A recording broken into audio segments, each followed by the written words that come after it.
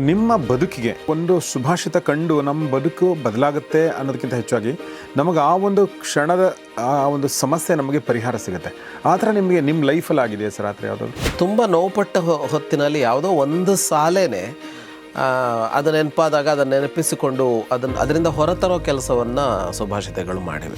ಒಳ್ಳೆ ಕೆಲಸ ಮಾಡೋದು ಎಷ್ಟು ಇಂಪಾರ್ಟೆಂಟು, ಒಳ್ಳೆಯ ಸಮಯದಲ್ಲಿ ಸರಿಯಾದ ಸಮಯದಲ್ಲಿ ಮಾಡೋದು ಅಷ್ಟೇ ಇಂಪಾರ್ಟೆಂಟು. ಸಮುದ್ರ ಬೇಡುವುದಿಲ್ಲ, ನೀರು ತಾನಾಗಿಯೇ ಬಂದು ಸದಾ ತುಂಬುತ್ತಿರುತ್ತದೆ. ಸಮುದ್ರ ಎರಡೂ ಥರದಲ್ಲಿ ಪಾತ್ರ ಅದು ಅಂತ. ಎಷ್ಟು ನೀರು ಬಂದರೂ ತುಂಬಿಸ್ಕೊಳ್ಳೋಕ್ಕಾಗತ್ತೆ. ಹಾಗಾಗಿ ಜಗತ್ತಿನ ಎಲ್ಲ ನದಿಗಳು ಕೊನೆಗೆ ಹೋಗಿ ಸಮುದ್ರಕ್ಕೆ ಸೇರ್ತವೆ. ಈಗ ಏಕಾದಶಿ ಉಪವಾಸ ಇರುತ್ತೆ, ಅವತ್ತೇನೂ ತಿನ್ನಲ್ಲ, ಮಾರನೇ ದಿವಸ ಪಾರಣೆ ಅಂತ ಕರೀತಾರೆ. ಅವತ್ತು ದ್ವಾದಶಿ ದಿನ ಒಳ್ಳೆಯ ಊಟ ಇರುತ್ತೆ. ಅಂದರೆ ಇವತ್ತೊಂದು ತರಹ ಇರುತ್ತೆ, ನಾಳೆ ಒಂದು ತರಹ ಇರುತ್ತೆ ಬದುಕು ಅಂತ. ಒಂದೇ ತರಹ ಏನು ಹೋಗೋದಿಲ್ಲ ಅಂತ. ಬದುಕು ಏಕರೂಪವಲ್ಲ, ಈ ಏರಿಳಿತಗಳು ಇರ್ತವೆ, ಅದನ್ನು ಹಾಗೆ ಸ್ವೀಕರಿಸಬೇಕು ಅನ್ನೋದನ್ನು ಭಾಳ ಚೆನ್ನಾಗಿ ಹೇಳ್ತಾರೆ. ಮುಂದೆ ಎಷ್ಟು ಚೆನ್ನಾಗಿ ಹೇಳ್ತಾರೆ ಅಂದರೆ, ಆತ್ಮವದೇವ ಪರಾನಪಿ ಪಶ್ಯತ, ಉಳಿದವರನ್ನು ನಿನ್ನಂತೆ ಅಂತಲೇ ಭಾವಿಸು ಅಂತ.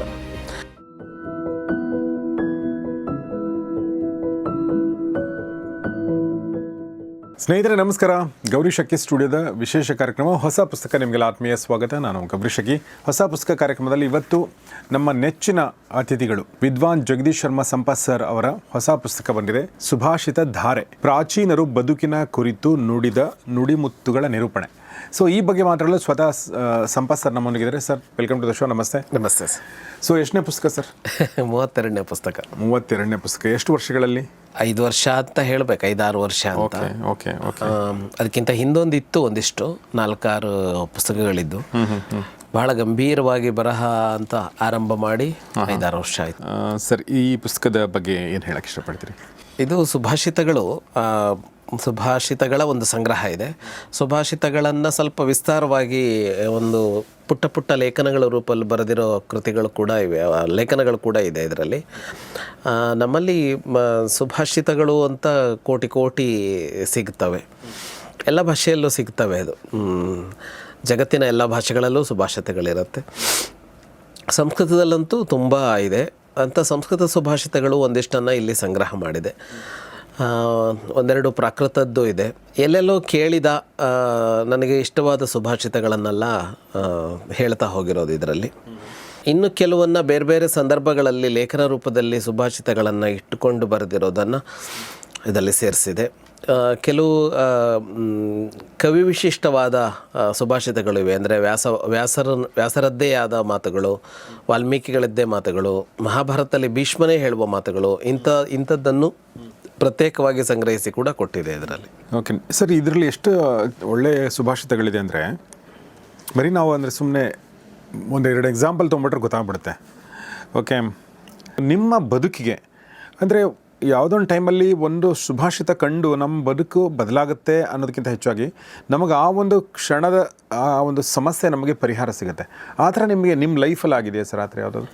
ನನಗೆ ಸಾಕಷ್ಟಾಗಿದೆ. ನನಗೆ ತುಂಬ ಸುಭಾಷಿತಗಳು ನನಗೆ ಕಂಠಪಾಠ ಇವೆ, ಅಥವಾ ಅದರ ಒಂದು ಲೈನ್ ಆದರೂ ನನಗೆ ನೆನಪಿರುತ್ತೆ. ಅವುಗಳು ತುಂಬ ಸಮಯದಲ್ಲಿ ಸಹಾಯ ಮಾಡಿದೆ. ಅಂದರೆ ಈ ನೋವಿನ ಸಂದರ್ಭಗಳಲ್ಲಿ ಅವು ಹೆಚ್ಚು ನನಗೆ ಕೆಲಸ ಮಾಡಿದೆ. ಅಂದರೆ ಅದು ಸ್ಫೂರ್ತಿ ಕೊಡುತ್ತೆ, ಪ್ರೇರಣೆ ಕೂಡ ಸುಭಾಷಿತಗಳು ಬೇಕಷ್ಟಿರ್ತವೆ. ತುಂಬ ನೋವುಪಟ್ಟ ಹೊತ್ತಿನಲ್ಲಿ ಯಾವುದೋ ಒಂದು ಸಾಲೇನೆ ಅದು ನೆನಪಾದಾಗ ಅದನ್ನು ನೆನಪಿಸಿಕೊಂಡು ಅದರಿಂದ ಹೊರತರೋ ಕೆಲಸವನ್ನು ಸುಭಾಷಿತಗಳು ಮಾಡಿವೆ. ನನಗನ್ಸುತ್ತೆ ಪೇಪರ್ಗಳಲ್ಲಿ ಬರುವಂಥ ಸುಭಾಷಿತಗಳು ಎಲ್ಲ ಕಡೆ ಸುಭಾಷಿತಗಳು ನಾನು ಮುಂಚೆ ಚಿಕ್ಕವರಿದ್ದಾಗ ಅಷ್ಟು ಅರ್ಥ ಆಗಲ್ಲ. ಬಟ್ ಆಮೇಲೆ ಅದು ನಮಗೆ ನಾನು ಒಂದು ಸಲ ಏನಾಯ್ತು ಅಂದರೆ, ನಾನು ಪ್ರೈಮರಿ ಸ್ಕೂಲಲ್ಲಿದ್ದಾಗ ನನ್ನ ಫ್ರೆಂಡ್ಸ್ ಎಲ್ಲ ಇದ್ರಲ್ವಾ, ಇವ್ರು ನಾನು ಅರ್ಥನೇ ಮಾಡ್ಕೊಳ್ತಾ ಇಲ್ಲ ಅಂತ ನನಗೊಂದು ಅನಿಸ್ತಿತ್ತು. ಅಂದರೆ ಪಾಪ ಅವ್ರಿಗೂ ಬುದ್ಧಿ ಇರಲ್ಲ, ನಮಗೂ ಬುದ್ಧಿ ಇರಲ್ಲ, ಚಿಕ್ಕ ಮಕ್ಕಳೇ ಎಲ್ಲ. ಬಟ್ ನನಗೆ ಹಂಗೇನೋ ನನಗೆ ಅರ್ಥನೇ ಮಾಡ್ಕೊಳ್ತಾ ಇಲ್ಲೋ, ಇವನು ಸರಿ ಇಲ್ಲ ಈ ಥರ ಒಂದು ರವೀಂದ್ರನಾಥ್ ಠಾಕೂರ್ ಅವ್ರದ್ದೊಂದು ಬಂತು ಸರ್. ಏನಂದರೆ, ಸ್ನೇಹಿತರಲ್ಲಿ ದೋಷಗಳನ್ನೇ ಹುಡುಕುತ್ತಿರುವವನಿಗೆ ಸ್ನೇಹಿತರು ಉಳಿಯೋದಿಲ್ಲ, ಬರೀ ದೋಷಗಳೇ ಉಳಿಯುತ್ತವೆ ಅಂತೇಳಿ. ಓ, ಎಷ್ಟು ಚೆನ್ನಾಗಿದೆ ಅಲ್ವಾ ಅಂತ ಅನ್ನಿಸ್ತು ನನಗೆ.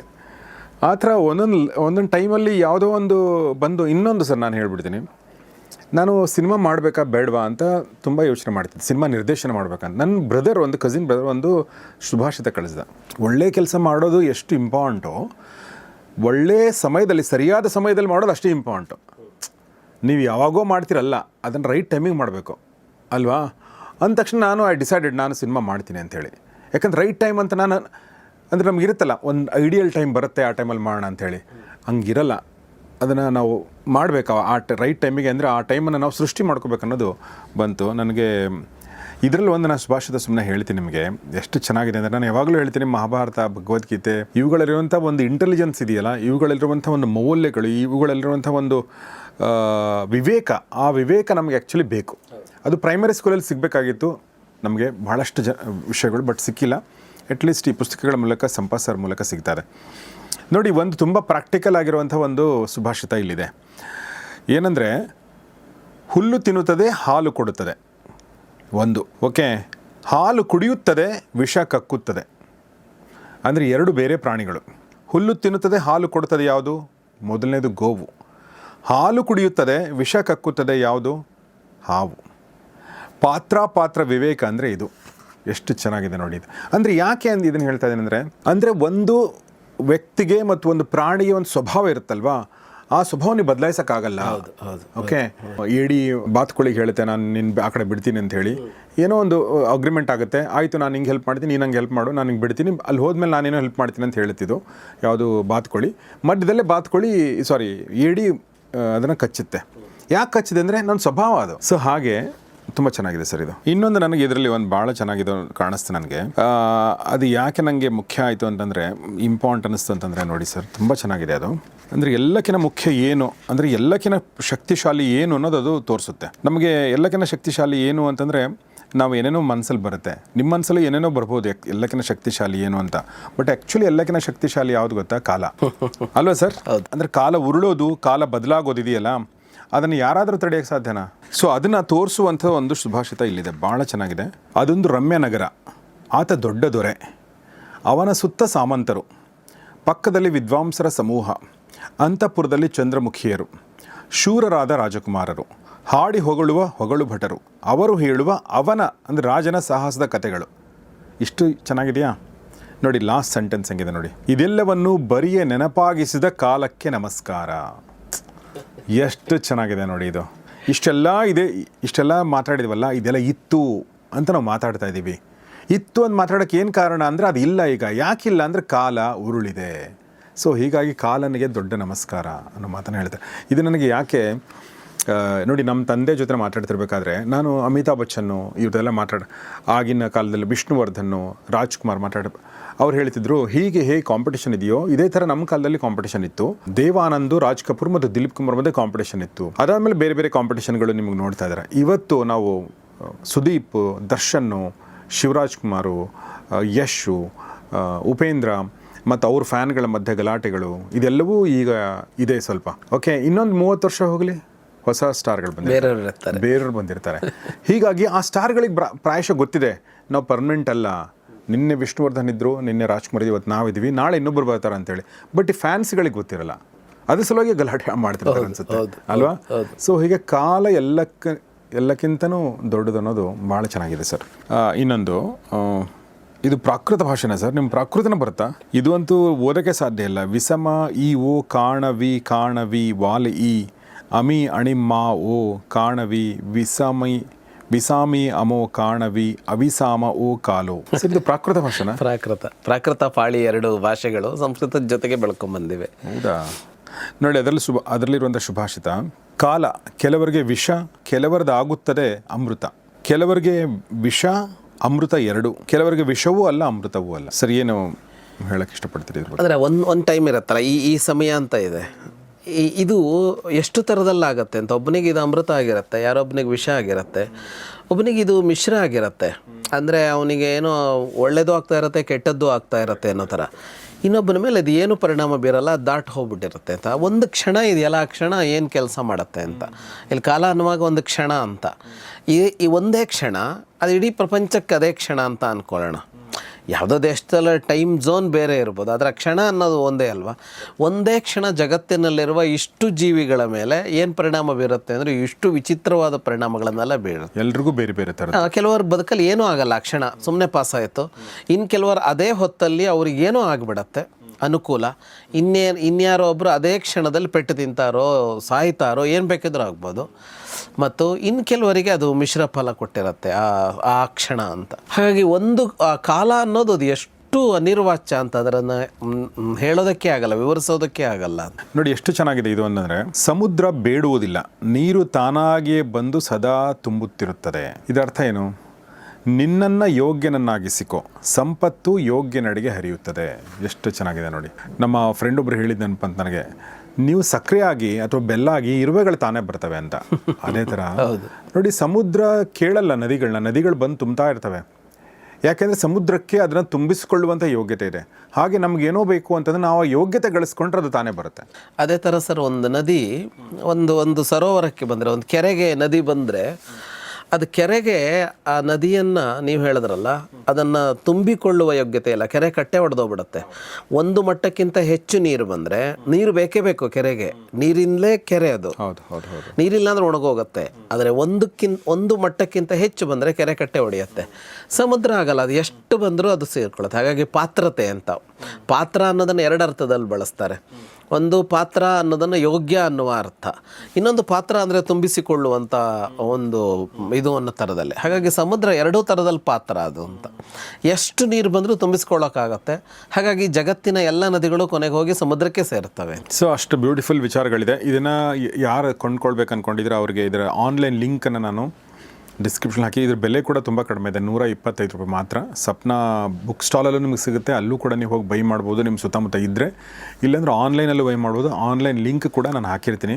ನಿಮ್ಮ ಮನೆಯ ಶೆಲ್ಫ್ಗಳಲ್ಲಿ ಇರಲೇಬೇಕಾದ ಪುಸ್ತಕಗಳಲ್ಲಿ ಇದು ಒಂದು ಅಂತ ನನಗನ್ಸುತ್ತೆ. ಪ್ರತಿದಿನ ನೀವು ಒಂದು ಮಕ್ಕಳ ಜೊತೆ ಕೂತ್ಕೊಂಡು ಒಂದು ಓದಿದರೆ ಪ್ರಾಯಶಃ ಅದು ಒಂದು ಒಳ್ಳೆ ಗಳಿಕೆ ಆಗುತ್ತೆ, ಒಂದು ಜ್ಞಾನ ಸಿಗುತ್ತೆ ಅಂತ ನಾನು ಅನ್ಕೋತೀನಿ. ಸ್ವಪ್ನದವರು ಪ್ರತಿ ವರ್ಷ ಅದು ಎಷ್ಟನೇ ರಾಜ್ಯೋತ್ಸವ, ಕನ್ನಡ ರಾಜ್ಯೋತ್ಸವ, ಅಷ್ಟು ಪುಸ್ತಕಗಳನ್ನು ಪ್ರಕಟಿಸ್ತಾರೆ ಒಂದೇ ಸಲಕ್ಕೆ. ಹಾಗಾಗಿ ಈ ಸಲ 70ನೇ ಕನ್ನಡ ರಾಜ್ಯೋತ್ಸವ ಆಗಿರೋದ್ರಿಂದ 70 ಪುಸ್ತಕಗಳು ಬಂದವು. ಅದರಲ್ಲಿ ಇದು ಕೂಡ ಒಂದು. ಸೊ ಎಸ್ ಸರ್, ಹೊನ್ನುಡಿ ಅಂದರೆ ಹೊನ್ನುಡಿ ಅನ್ನೋದು ಹೊನ್ನುಡಿ ಅಂತ ಒಂದು ಅಂಕಣ ಬರಿತಾ ಇದ್ದೆ, ಅದರ ಕೆಲವು ಬರಹಗಳು ಇಲ್ಲಿ ಬಂದಿವೆ.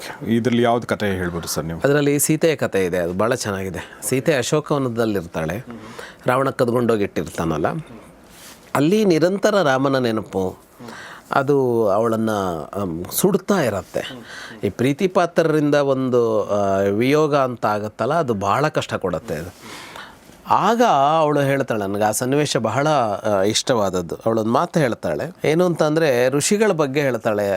ಎಷ್ಟು ಸುಖಿಗಳು ಈ ಋಷಿಗಳು, ಕಾಡಲ್ಲಿ ಬದುಕೊಂಡಿರ್ತಾರೆ ಏಕಾಂತವಾಗಿ, ಯಾವ ಪ್ರೀತಿಯ ಬಂಧನಕ್ಕೂ ಸಿಕ್ಕಾಕೊಂಡಿಲ್ಲ ಅವರು. ಹಾಗಾಗಿ ಅವ್ರಿಗೆ ಇಂಥ ನೋವೇ ಆಗಲ್ಲ ಅವ್ರ ಬದುಕಿನಲ್ಲಿ ಅಂತ. ಅಂದರೆ ಈ ಪ್ರೀತಿ ಅನ್ನೋದಿದೆಯಲ್ಲ, ಅದು ಎಷ್ಟು ಕಷ್ಟ ಕೊಡುತ್ತೆ ಅಂತ ಅನ್ನೋದನ್ನು ಹೇಳೋದಕ್ಕೆ ನನಗೆ ಈ ಸನ್ನಿವೇಶ ಭಾಳ ಚೆನ್ನಾಗಿದೆ ಅಂತ ಅನ್ಸತ್ತೆ. ತೇ ಧನ್ಯ ಅಂತ ಹೇಳ್ತಾಳೆ ಅವಳು. ಅಂದರೆ ಯಾರನ್ನೂ ಪ್ರೀತಿಸದೇ ಇರುವವರು ಅವರೇ ಧನ್ಯರು ಅಂತ. ಅಂದರೆ ಪ್ರೀತಿಸಬಾರದು ಅನ್ನೋದು ಸೀತೆಯ ಆಶಯ ಅಲ್ಲ. ಅಂದರೆ ಅವಳಿಗೆ ಅಷ್ಟು ಪ್ರಮಾಣದಲ್ಲಿ ನೋವಾಗ್ತಾ ಇತ್ತು ಅನ್ನೋದನ್ನು ವಾಲ್ಮೀಕಿಗಳು ಚಿತ್ರಿಸಿದ ವಿಧಾನ ಅಷ್ಟು ಚೆನ್ನಾಗಿತ್ತು ಅಲ್ಲಿ ಅಂತ. ಸೊ ಹಾಗೆ ಒಂದಷ್ಟು ಕಥೆಗಳು ಮತ್ತು ಬಹಳಷ್ಟು ಶುಭಾಷಿತಗಳನ್ನ ಒಳಗೊಂಡಂಥ ಈ ಪುಸ್ತಕ ಶುಭಾಷಿತ ಧಾರೆ. ಸರಿ, ಎಲ್ಲೆಲ್ಲಿಂದ ತೊಗೊಂಡಿದ್ದೀರಿ ಇವುಗಳನ್ನೆಲ್ಲ? ಬೇರೆ ಬೇರೆ ಕಡೆ ರಾಮಾಯಣ ಮಹಾಭಾರತಗಳದ್ದಿದೆ. ಅದಲ್ಲದೆ ಬೇರೆ ಬೇರೆ ಸುಭಾಷಿತ ರತ್ನ ಭಾಂಡಾಗಾರದ್ದು ಒಂದಿಷ್ಟಿದೆ. ಸುಭಾಷಿತ ರತ್ನ ಭಾಂಡಾಗಾರ ಅಂತ ಅಸಂಖ್ಯ ಸುಭಾಷಿತಗಳ ಸಂಗ್ರಹ ಇದೆ. ಸಂಸ್ಕೃತದಲ್ಲಿ ಆ ಥರದ ಹಲವು ಸುಭಾಷಿತಗಳ ಸಂಗ್ರಹ ಇದೆ. ಅದರಲ್ಲಿ ಒಂದೊಂದರಲ್ಲೂ 10,000 ಸುಭಾಷಿತಗಳಿರ್ತವೆ. ಅದನ್ನೇನು ವ್ಯಾಖ್ಯಾನಿಸಿರೋದಿಲ್ಲ, ಅವ್ರ ಅರ್ಥ ಬರೆದಿರೋದಿಲ್ಲ. ಒಂದು ವಿಶಿಷ್ಟವಾದ ಕ್ರಮದಲ್ಲಿ ಅವುಗಳನ್ನು ಸಂಗ್ರಹಿಸಿ ಅಲ್ಲಿ ಇಟ್ಟಿರ್ತಾರೆ. ಅಂದರೆ ಕ್ಷಮೆ ಬಗ್ಗೆ ಒಂದು ಕಡೆಯಲ್ಲಿ, ತ್ಯಾಗದ ಬಗ್ಗೆ ಒಂದು ಕಡೆಯಲ್ಲಿ, ಈ ಥರ ತ್ಯಾಗಕ್ಕೆ ಸಂಬಂಧಪಟ್ಟಿರೋದು ಎಲ್ಲೆಲ್ಲಿ ಸಿಕ್ಕಿದೆ ಎಲ್ಲ ತಂದು ಇಟ್ಟು ಆ ಥರ ತುಂಬ ಕೆಲಸವನ್ನು ಸಂಸ್ಕೃತದಲ್ಲಿ ಹಿಂದಿನವರು ಮಾಡಿದ್ದಾರೆ. ಓಹೋ, ಹೌದಾ? ಓಕೆ. ದುರ್ಜನರ ಬಗ್ಗೆ ಒಂದೇ ಕಡೆ ಬರೋದು 100 ಇದ್ದು ಬಿಡತ್ತೆ ಅಲ್ಲ, ಅಥವಾ 1,000 ಇದ್ದು ಬಿಡತ್ತೆ ಅಲ್ಲಿ. ಆ ಥರ ಅವ್ರ ಇಡೀ ಬದುಕಿನಲ್ಲಿ ಎಲ್ಲೆಲ್ಲೋ ಪುಸ್ತಕಗಳನ್ನು ಹುಡುಕ್ತಾ ಅಲ್ಲಿರೋ ಸುಭಾಷಿತಗಳನ್ನೆತ್ತಿ ಅದು ಯಾವುದ್ಯಾವುದಕ್ಕೆ ಸಂಬಂಧಪಡುತ್ತೆ ಅಂತ ವಿಭಾಗಿಸಿ ಅವರಲ್ಲಿ ಜೋಡಿಸಿರ್ತಾರೆ. ಒಂದಾದ್ಮೇಲೆ ಶ್ಲೋಕ ಇರುತ್ತೆ ಅಷ್ಟೇ. ಅದು ನೀವು ಹೇಳಿದ್ರಲ್ಲ ಈ ಸುಭಾಷಿತ ರತ್ನ ಭಾಂಡಾಗಾರ. ಎಲ್ಲಿದ್ದು ಸರ್ ಅದು? ಅದು ಒಂದು 200-250 ವರ್ಷದ ಹಳೆಯ ಗ್ರಂಥ. ಹೌದಾ? ಇದರಲ್ಲಿ ಮಂಕುತಿಮ್ಮನ ಕಗ್ಗದ ಒಂದಷ್ಟು ಕಗ್ಗಗಳು ಕೂಡ, ಅಂದರೆ DVG ಅವರ ಕಗ್ಗಗಳು ಕೂಡ ಇದೆ ನೋಡಿ. ಇಂದು ಮದುವೆಯ ಹಬ್ಬ, ನಾಳೆ ವೈಕುಂಠ ತಿಥಿ. ಇಂದು ಮೃಷ್ಟಾನ್ನ ಸುಖ, ನಾಳೆ ಭಿಕ್ಷಾನ್ನ. ಇಂದು ಬರೀ ಉಪವಾಸ, ನಾಳೆ ಪಾರಣೆ ಇಂತು. ಸಂದಿರುವುದನ್ನ ಋಣ, ಮಂಕುತಿಮ್ಮ. ಸರಿ, ಏನು ಸರಿ ಹಂಗಂದ್ರೆ? ಅಂದರೆ ಒಂದೊಂದು ದಿನ ಒಂದೊಂದು ಥರ ಇರುತ್ತೆ ಅಂತ. ಈಗ ಏಕಾದಶಿ ಉಪವಾಸ ಇರುತ್ತೆ, ಅವತ್ತೇನೂ ತಿನ್ನಲ್ಲ, ಮಾರನೇ ದಿವಸ ಪಾರಣೆ ಅಂತ ಕರೀತಾರೆ, ಅವತ್ತು ದ್ವಾದಶ ದಿನ ಒಳ್ಳೆಯ ಊಟ ಇರುತ್ತೆ. ಅಂದರೆ ಇವತ್ತೊಂದು ತರಹ ಇರುತ್ತೆ, ನಾಳೆ ಒಂದು ತರಹ ಇರುತ್ತೆ ಬದುಕು ಅಂತ, ಒಂದೇ ತರಹ ಏನೂ ಹೋಗೋದಿಲ್ಲ ಅಂತ. ಅದರ ಋಣ ಇದೆಯಲ್ಲ, ಅದಕ್ಕೆ ಋಣಕ್ಕೆ ಅನುಗುಣವಾಗಿ ಅವತ್ತೇನೋ ಸಿಗ್ತಾ ಇರುತ್ತೆ, ಸಿಗದೇ ಇರುವಂತೆ ಆಗತ್ತೆ ಅಂತ ಹೇಳ್ತಾರೆ. ಬದುಕು ಏಕರೂಪವಲ್ಲ, ಈ ಏರಿಳಿತಗಳು ಇರ್ತವೆ, ಅದನ್ನು ಹಾಗೆ ಸ್ವೀಕರಿಸಬೇಕು ಅನ್ನೋದನ್ನು ಭಾಳ ಚೆನ್ನಾಗಿ ಹೇಳ್ತಾರೆ. ಇನ್ನೊಂದು ಇದರಲ್ಲಿ ಕಾಂಚಿಯ ಪರಮಾಚಾರ್ಯರು ಅಂತ, ಅಂದರೆ ಈಗ ಕಾಂಚಿಯಲ್ಲಿ ಇರುವ ಯತಿಗಳಿಗಿಂತ 2 ತಲೆಮಾರು ಹಿಂದೆ ಚಂದ್ರಶೇಖರಿಂದ ಸರಸ್ವತಿಗಳಿಂದ ಅವ್ರದ್ದೊಂದು ಭಾಳ ಪ್ರಸಿದ್ಧವಾದ ಹಾಡಿದೆ. ಅದನ್ನು ಇವರೆಲ್ಲ ಹಾಡಿದ್ದಾರೆ, ಖ್ಯಾತ ಸಂಗೀತಗಾರರೆಲ್ಲ ಹಾಡಿದ್ದಾರೆ. ಅದು ಮೈತ್ರೀಂ ಭಜತ ಅಂತ. ಅವ್ರು ಭಾಳ ಚೆನ್ನಾಗಿ ಹೇಳ್ತಾರೆ. ಮೈತ್ರೀಂ ಭಜತ ಅಖಿಲ ಹೃಜ್ಜೈತ್ರೀಂ ಆತ್ಮವದೇವ ಪರಾನಪಿ ಪಶ್ಯತ ಯುದ್ಧಂ ತ್ಯಜತ ಸ್ಪರ್ಧಾಂ ತ್ಯಜತ ಪರೇಶು ಅಕ್ರಮಮಾಕ್ರಮಣಂ ಜನನೀ ಪೃಥಿವೀ ಕಾಮದುಘಾತೆ ಜನಕೋ ದೇವ ಸಕಲ ದಯಾಲು ದಾಮ್ಯತ ದತ್ತ ದಯಧ್ವಂಜನತಃ ಶ್ರೇಯೋ ಭೂಯಾತ್ ಸಕಲ ಜನಾನಾಂ ಅಂತ ಒಂದು ಅವರದ್ದೇ ರಚನೆ ಅದು. ಅವರು ಮೈತ್ರಿ ಬೆಳೆಸಿಕೊಳ್ಳಿ, ಮೈತ್ರಿಯನ್ನು, ಗೆಳೆತನವನ್ನು ಬೆಳೆಸಿಕೊಳ್ಳಿ, ಅದು ಅಖಿಲ ಹೃಜ್ಜೈತ್ರೀಂ ಅಂತ. ಎಲ್ಲರ ಹೃದಯ ಗೆಲ್ಲೋದು ಯಾವುದು ಅಂದರೆ ಅದು ಒಂದೇ ಅಂತ. ಎಲ್ಲರ ಹೃದಯವನ್ನು ಯಾವುದರಿಂದ ಗೆಲ್ಲೋದಕ್ಕೆ ಸಾಧ್ಯ ಅಂದರೆ ಮೈತ್ರಿಯಿಂದ ಗೆಲ್ಲೋದಕ್ಕಾಗತ್ತೆ ಅಂತ ಒಂದು ಸಂದೇಶ ಕೊಡ್ತಾರೆ. ಮುಂದೆ ಎಷ್ಟು ಚೆನ್ನಾಗಿ ಹೇಳ್ತಾರೆ ಅಂದರೆ ಆತ್ಮವದೇವ ಪರಾನಪಿ ಪಶ್ಯತ, ಉಳಿದವರನ್ನು ನಿನ್ನಂತೆ ಅಂತಲೇ ಭಾವಿಸು ಅಂತ. ಆಗ ಇನ್ನೊಬ್ಬರಿಗೆ ಕೆಡಕು ಮಾಡೋಕ್ಕೆ ಹೋಗಲ್ವಲ್ಲ, ನಾವು ನಮಗೆ ಕೆಡಕು ಮಾಡ್ಕೊಳ್ಳಲ್ವಲ್ಲ. ಹಾಗೆ ಯುದ್ಧಂ ತ್ಯಜತ, ಯುದ್ಧ ಬಿಡಿ, ಸ್ಪರ್ಧಾಂ ತ್ಯಜತ, ಪರಸ್ಪರ ಸ್ಪರ್ಧೆಗಳನ್ನು ಬಿಡಿ, ತ್ಯಜತ ಪರೇಶು ಅಕ್ರಮಮಾಕ್ರಮಣಂ, ಇನ್ನೊಬ್ಬರ ಮೇಲೆ ಅಕ್ರಮವಾದ ಆಕ್ರಮಣವನ್ನು ಮಾಡಬೇಡಿ, ಜನನೀ ಪೃಥಿವೀ ಕಾಮದುಘಾತೆ, ಈ ಭೂಮಿ ನೀನು ಏನು ಇಷ್ಟಪಡ್ತೀಯೋ ಅದನ್ನು ಕೊಡುವ ಕಾಮಧೇನವಳು, ನಿನಗೆ ಇನ್ನೊಬ್ಬರದ್ದು ಕಿತ್ಕೋಬೇಕು ಅಂತ ಇಲ್ಲ ಅಂತ. ನಿನಗೆ ಬೇಕಾದನ್ನು ನೀನು ಪಡ್ಕೊಳ್ಬೋದು, ಅವಳ ಹತ್ರ ಇದೆ ನಿನಗೆ ಬೇಕಾದಷ್ಟನ್ನು ಕೊಡೋದಕ್ಕೆ, ಮತ್ತು ಅವಳು ನೀನು ಕೇಳಿದರೆ ಕೊಡ್ತಾಳೆ. ಜನಕೋ ದೇವ ಸಕಲ ದಯಾಲು, ಮೇಲಿರುವ ತಂದೆ ಇದ್ದಾನಲ್ಲ ಪರಮಾತ್ಮ, ಅವನಂತೂ ಕರುಣಾಪೂರ್ಣ, ನೀನೇನು ಕೇಳಿದರೂ ಅವನು ಕೊಡ್ತಾನೆ. ಹಾಗಾಗಿ ದಾಮ್ಯತ ದತ್ತ ದಯಧ್ವಂಜನತಾಹ, ಇದೊಂದು ಉಪನಿಷತ್ತಿನ ಮಾತು. ಒಂದು, ನಿಮ್ಮ ಮೇಲೆ ನಿಮಗೊಂದು ಹತೋಟಿ ಇರಲಿ, ದಾಮ್ಯತ, ದತ್ತ, ಬೇರೆಯವರಿಗೆ ಕೊಡ್ತಾ ಬದುಕಿ, ಮೂರನೇದು ದಯಧ್ವಂ, ದಯೆ ತೋರಿ ಅಂತ ಇದು ಉಪನಿಷತ್ತು ಹೇಳುವ ಮಾತಿದು. ಹೀಗೆ ಬದುಕಿ ಅಂತ ಅವರು ಇದರಲ್ಲಿ ಹೇಳ್ತಾರೆ. ಇದನ್ನು ಕರ್ನಾಟಕ ಸಂಗೀತದಲ್ಲಿ ಭಾಳ ಜನಪ್ರಿಯವಾದದ್ದು ಇದು. ಇದನ್ನು ಹಾಡಿದ್ದಾರೆ, ಬಹಳ ಬಹಳ ಉಪಯುಕ್ತವಾದ ಸಂದೇಶ. ಇದರಲ್ಲಿ ಕನ್ನಡದ ಇವುಗಳು ಕೂಡ ಇವೆ. ನಿಮ್ಮ ಮಂಕುತಿಮ್ಮನ ಕಗ್ಗವನ್ನು ಉದಾಹರಿಸಿದ್ರಿ. ಅದಲ್ಲದೆ ಕುವೆಂಪು ಅವರ ಆನಂದಮಯ ಈ ಜಗಹೃದಯ ಅನ್ನೋದು ಕೂಡ ಅದರ ಬಗ್ಗೆ ಕೂಡ ಇದರಲ್ಲಿದೆ. ಇನ್ನೊಂದಿಷ್ಟು ಇದರಲ್ಲಿ ನ್ಯಾಯಗಳು ಅಂತ ಒಂದು ಬರುತ್ತೆ, ಲೌಕಿಕ ನ್ಯಾಯಗಳು ಅಂತ. ಸಂಸ್ಕೃತದಲ್ಲಿ ಭಾಳ ವಿಶಿಷ್ಟವಾದದ್ದು. ಅದು ಒಂದು ಸಾಲಿರುತ್ತೆ, ಅದರಲ್ಲಿ 3 ಪದನೋ 4 ಪದನೋ ಇರುತ್ತೆ. ಅದು ಅದು ಅದು ಬದುಕಿಗೆ ಬೇಕಾದ ಒಂದು ಸೂತ್ರದ ಥರ ಇರುತ್ತೆ ಅದರಲ್ಲಿ. ಅವುಗಳು ಕೆಲವು ಇಲ್ಲಿದೆ. ಉದಾಹರಣೆ ಹಂಸಕ್ಷೀರ ನ್ಯಾಯ ಅಂತ ನಾವು ಹೇಳ್ತೀವಲ್ಲ, ಆ ಥರದ್ದು.